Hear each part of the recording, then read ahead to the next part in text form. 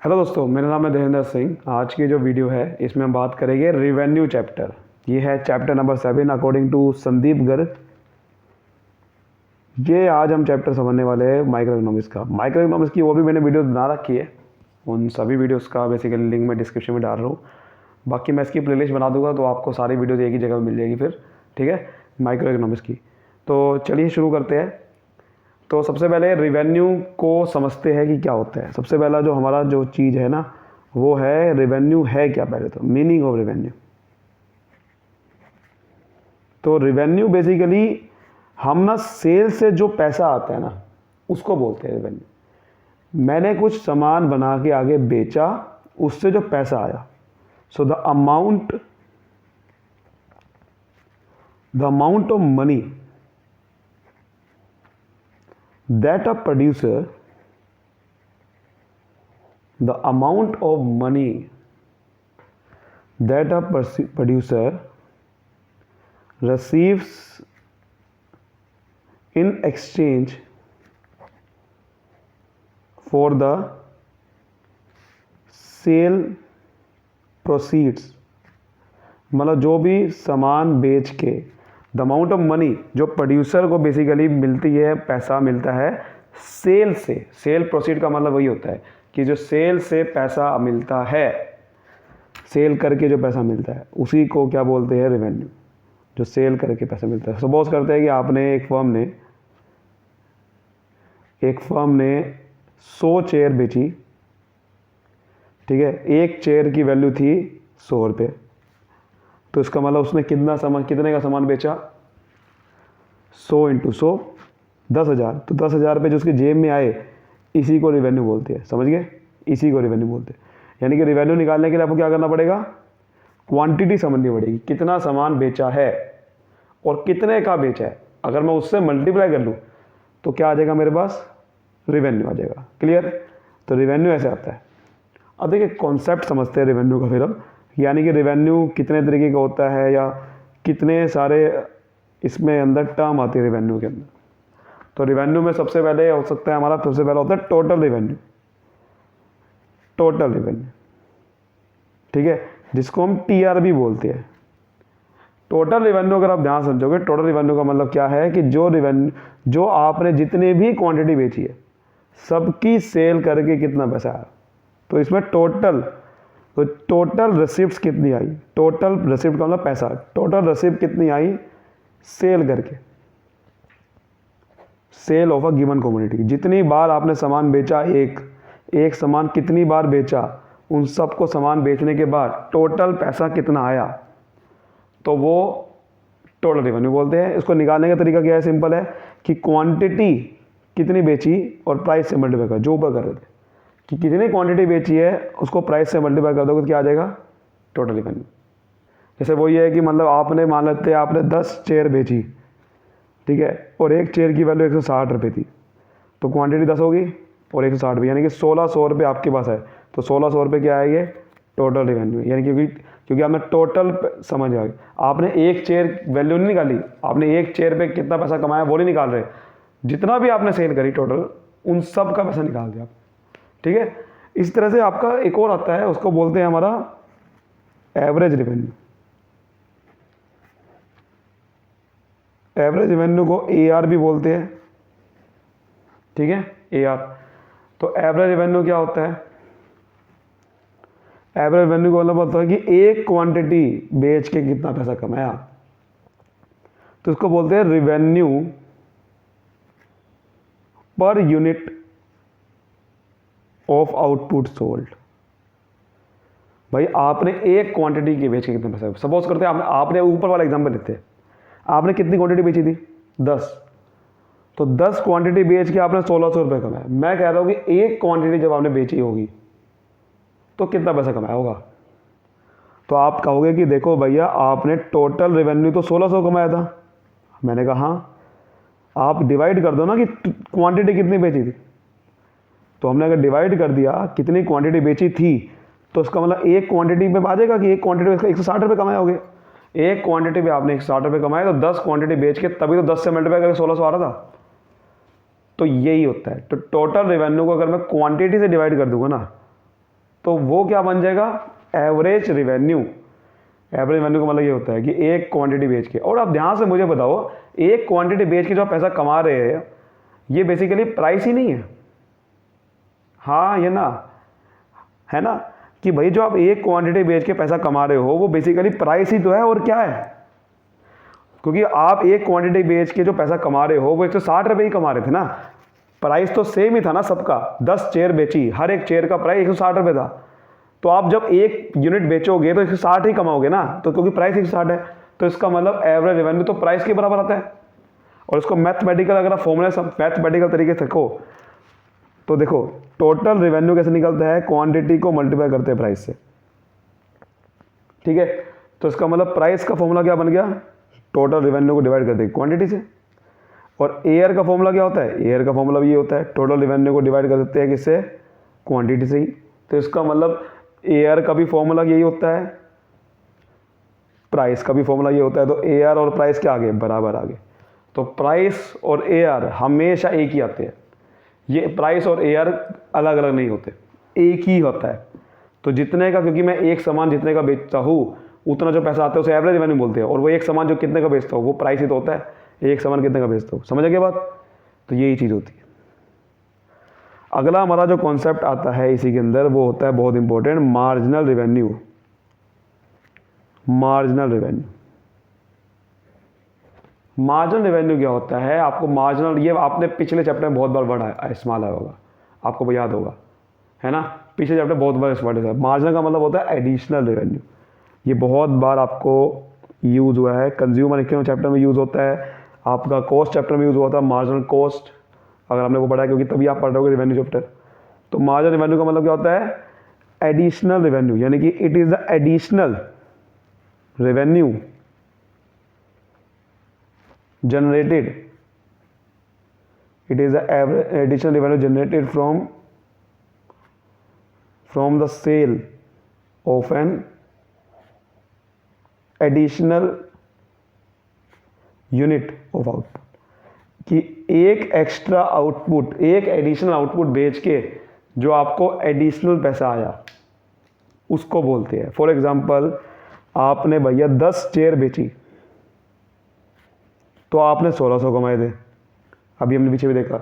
लेकिन जैसे आपने 11वीं चेयर बेची तो आपने 1780 कमा लिए इस बार। तो सवाल उठ रहा है कि आपने एक एक्स्ट्रा बेच के कितना पैसा कमाया, एक चेयर और बेच के। अब हमने निकालना है मार्जिनल रेवेन्यू, निकालना है 11वीं चेयर का, कि जब आपने 11वीं चेयर बेची तो कितना एक्स्ट्रा पैसा कमाया। तो उसके लिए क्या करना पड़ेगा, देखो ये टीआर है, ये दोनों टीआर है, कि ये 11वीं चेयर पे जो पैसा कमाया था अगर मैं पिछले वाले माइनस कर दूं जितना पैसा, उस तो आपको समझ में आ रहा है कि एडिशनल कितना कमाया, यही करना पड़ेगा ना। यानी कि 1780 में से 1600 माइनस करनी पड़ेगी, तब आपको समझ में आएगा 11वीं चेयर पे कितना एक्स्ट्रा कमाया। तो आपको समझ में आ गया 180 रुपये कमाए। इसका मतलब एडिशनल रेवेन्यू निकालने के लिए आपको क्या करना पड़ेगा, पिछला वाला माइनस कर दो कि पिछला वाला आपका रेवेन्यू कितना था, तो आपको समझ में आ जाएगा इसमें आपका एडिशनल कितना कमाया।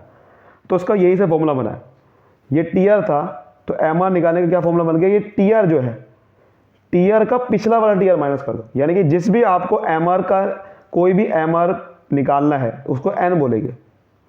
एन का मतलब हो गया किसी भी number of unit of output का आपको एमआर निकालना है। 11 का निकालो तो 11 लिख दो यहाँ पर, 12 का निकालो तो 12 लिख दो। तो कोई भी एन का आउटपुट, आप एन आउटपुट का एमआर निकालना है तो पहले आपको उसका टीआर देखना है, यही देखना, मैंने टीआर देखा और पिछली वाले टीआर से माइनस कर देना है, यही कर देना। तो यानी कि माइनस क्या करेंगे, टीआर पिछली वाली, यानी कि कोई भी एन है उसको -1 कर देंगे। 11वीं है तो 10वीं चेयर का निकालना है, तो अगर 11 चेयर है तो -1 करके 10वां टीआर निकालना पड़ेगा। तो यानी कि ये कोई भी एन वाला निकालना है आपने एमआर, उसको पिछला वाला टीआर माइनस करना है, यानी कि एन में से 1 माइनस कर देंगे तो पिछला वाला आ जाएगा, नहीं आ जाएगा, तो n-1। तो अगर यहाँ पर 11 एमआर निकालना है 11वीं चेयर पे, तो 11 पहले 11वीं वाला टीआर देखना पड़ेगा और फिर 10वीं वाला। 10वीं कैसे निकालेंगे, 11 - 1 10 हो गया। तो यही इसका फॉर्मूला बन गया। और आपको याद होगा कंज्यूमर इकोनॉमी में भी मार्जिनल यूटिलिटी का भी ऐसी फॉर्मूला था, कॉस्ट आपने पढ़ा होगा, मार्जिनल कॉस्ट का भी ऐसी फॉर्मूला था, है ना, सिंपल, यही इसका फॉर्मूला होता है। और एक और चीज़ आपको बता दूँ कि इसको लिखने का एक और तरीका भी है कि change in T R divide by change in number of unit. इसको ऐसे लिख सकता हूँ delta T R divide by delta Q. क्या मतलब होता है कि आपने इसको इसी तरीके से लिख सकता हूँ कि चेंज कितना हुआ टी आर, तो आप ध्यान रखो चेंज कितना हुआ, चेंज का मतलब माइनस करना पड़ेगा, यही पिछली वाली इस वाले को पिछली वाले से माइनस करना है, 180 आ गया। फिर change in number of unit, वही कर रहा हूँ, ये n में से n-1 घटाया था उसको नीचे लिख रहा होगा कि 11 में से 10 घटा देंगे, कितना आएगा 1, ये 1 ही आएगा नीचे हमेशा, क्योंकि हम एडिशनल का मतलब होता है 1 एक्स्ट्रा, तो नीचे 1 ही आएगा। तो यहाँ से भी देखो 180 आंसर आ गया। तो चाहे तो आप ऐसे लिख लो, चाहे तो ऐसे लिख लो, बात एक ही है, क्योंकि चेंज ही निकाल रहे हैं असल में हम, और ये n-1 जो है ये नीचे आ गया बस, तो 1 ही आना है, तो 180 डिवाइड 1 करेगा तो 180 आएगा, यहाँ से भी 180 आएगा। ठीक है, समझ आ गई बात, ये चीज़ होती है। और बहुत बढ़िया तरीका है ये वाला, आप निकाल सकते हो, बहुत बढ़िया काम आएगा ये। उम्मीद करता हूँ आज की जो वीडियो है वो इतनी ही होने वाली है।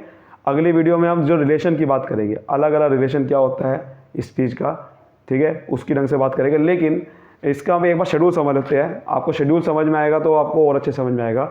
आप ध्यान से देखो, हमने अभी तक सारा पढ़ लिया, टी आर, एम आर, ठीक है, ए आर। अब जैसे यूनिट लेता हूँ मैं, यूनिट मान लेते हो आपने एक बेच रहे हो, दूसरी बेची, तीसरी बेची, चौथी बेची, पाँचवीं, छठी, सातवीं मान लेते हैं।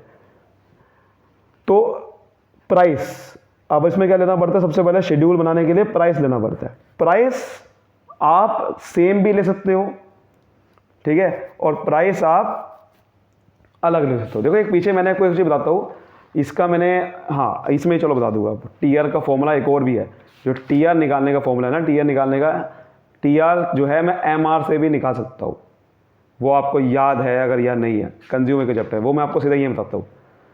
प्राइस देखो सेम भी ले सकता हूँ, अलग ले सकता हूँ। मान लेते हैं कि मैं प्राइस गिरा रहा हूँ, ठीक है, मैं मान लेता हूँ प्राइस सेम भी ले सकते हैं, लेकिन प्राइस ज़्यादातर हम क्या करेंगे, सेम नहीं लेंगे, क्या करेंगे, गिरा देंगे, कि प्राइस जो है हर क्वांटिटी बेचने के बाद अलग अलग है और फॉल हो रहा है, ये मान लेते हैं पहले।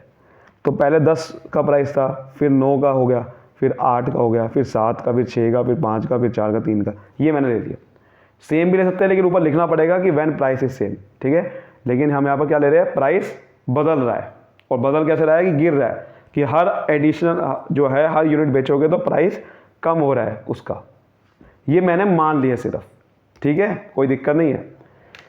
उसके बाद टी आर कैसे निकलता है, टी आर कैसे निकलता है आपको याद होगा, प्राइस को क्वांटिटी से मल्टीप्लाई कर देना है, तो क्वांटिटी मल्टीप्लाई प्राइस। जैसे 10 रुपये का एक सामान बेचा, एक सामान 10 का है, एक सामान 10 का है तो एक बेचा, तो 10 इंटू 1 10 हो गया। फिर 2 सामान बेचा, एक सामान 9 का है तो 9 इंटू 2 18 हो गया। फिर 8 इंटू 3 24, ये 28, 30, 30, 28, 24, समझ आ गई बात। उसके बाद ए आर, ए आर ध्यान से देखो, मैंने क्या बताया था, ए आर हमेशा प्राइस के इक्वल होगा। क्यों होगा, क्योंकि टी आर को डिवाइड कर देंगे इससे तो प्राइस ही तो आएगा। 10 को डिवाइड करो 1 से कितना आता है 10, 18 को 2 से डिवाइड करो 9, 24 को 3 से डिवाइड करो 8, देखो वही नहीं आ रहा।